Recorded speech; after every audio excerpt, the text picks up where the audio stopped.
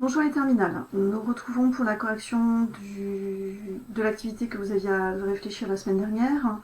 Il s'agit de l'évolution temporelle des systèmes chimiques.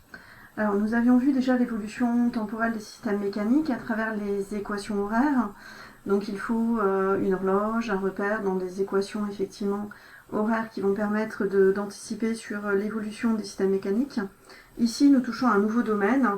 Alors on a toujours une horloge, enfin un chronomètre, mais nous parlons ici de cinétique chimique, qui est une part importante de l'étude de certains types de réactions. Avant de commencer le cours, donc, je vous ai fait un rappel en niveau première pour équilibrer des équations d'oxydoréduction. Il est important de revenir là-dessus car les réactions que nous avons étudiées dans ce chapitre sont des réactions d'oxydoréduction. Il faut donc être capable d'équilibrer des équations qu'on appelle complexes, où effectivement, outre que l'élément chimique, il y a effectivement des atomes d'oxygène ou des atomes d'hydrogène qui interviennent dans l'équation sous forme de H+, ou sous forme de H2O. Cela vous permet effectivement de revoir cet équilibrage d'équations. Dans la première vidéo que je vous avais demandé d'étudier, il s'agissait de classifier deux types de réactions. Allons voir cette vidéo. Tant qu'à faire, je vous ai laissé la musique en fond. Donc, première réaction, ici ce sont des ions argent en contact avec des ions chlorure, à savoir qu'on va verser les ions chlorure dans les ions argent, et on voit qu'il se forme immédiatement un précipité blanc de chlorure d'argent, qui est un précipité blanc qui noircit à la lumière. Cette réaction arrive de manière totalement spontanée, et on peut le voir à l'œil. Bien comprendre effectivement que si on regarde un ralenti, le voici qui arrive. À chaque goutte versée, on voit qu'il y a tout de suite formation du produit de réaction AgCl qui apparaît ici blanc. Donc on voit que cette réaction est appelée une réaction rapide puisque son évolution est dite spontanée. Allons voir un petit peu plus loin pour voir l'autre réaction. Donc voici l'autre réaction. Une solution qui contient un acide, une solution qui contient une base et l'indicateur coloré qui change de couleur au changement de pH.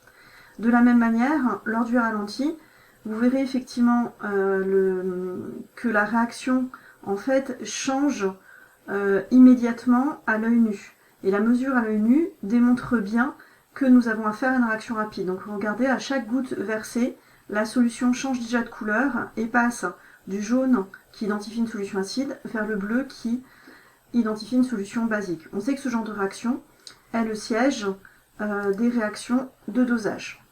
Maintenant, nous allons avoir affaire à un autre type de réaction.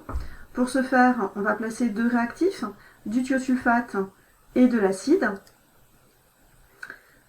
Et pour avoir un témoin de l'évolution de la réaction, on place tout simplement un témoin donc de lettres, la NS, peut-être et sans doute les premières lettres du prénom du chimiste qui a fait la vidéo.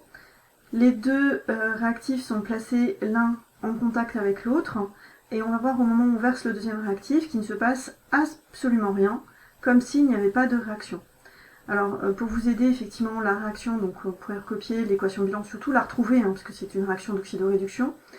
Et effectivement, on n'observe absolument rien, mais si on accélère un tout petit peu le temps, donc vous voyez 10 secondes se sont déjà passées, on va voir apparaître une couleur blanchâtre qui va en fait arriver petit à petit.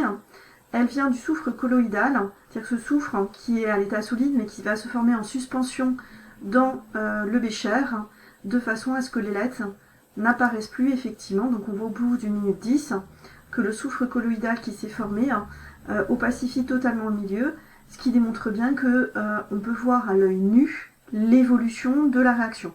Et en fait, c'est ça qui est important de comprendre, c'est que puisque ça se voit à l'œil nu, c'est ce qu'on va appeler une réaction lente.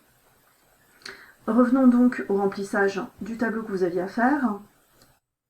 Nous nous retrouvons face au tableau. Je vous laisse mettre arrêt sur l'image si vous n'aviez pas trouvé effectivement les réactifs, mais il fallait juste arrêter la vidéo pour les recopier. La première réaction est une réaction de précipitation.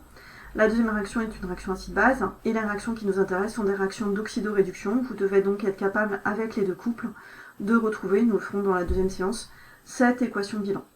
Donc quand à l'observation, on peut observer à l'œil nu une réaction, bon, je pense que vous avez dû trouver les mots, il s'agit d'une réaction rapide, et dans le cas contraire, on parle de réaction qui va dire lente.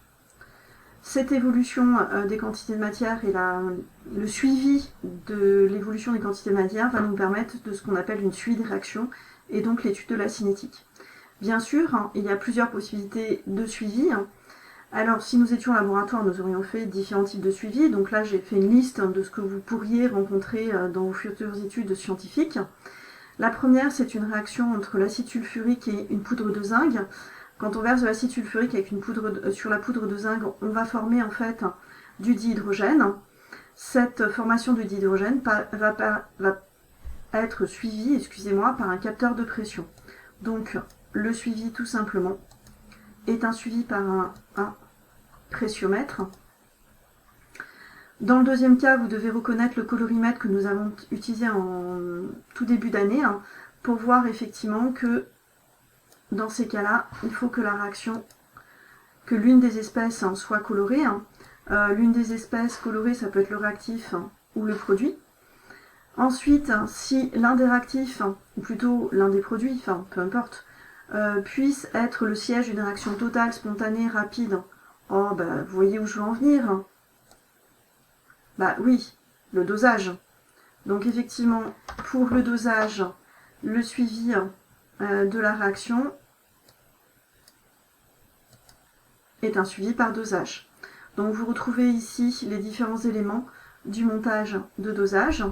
Et donc dans les dosages, nous avions vu aussi la possibilité d'un suivi par conductimétrie si l'une des espèces a une conductivité qui évolue de façon à ce qu'on puisse faire un suivi par conductimétrie. Donc voilà les différents types de suivi que vous auriez pu rencontrer au laboratoire. Alors je ne vous cache pas que effectivement nous on avait choisi la colorimétrie, c'est-à-dire un suivi par spectrophotométrie. Les ECE vous auraient permis de découvrir d'autres types de suivi sans aucun doute.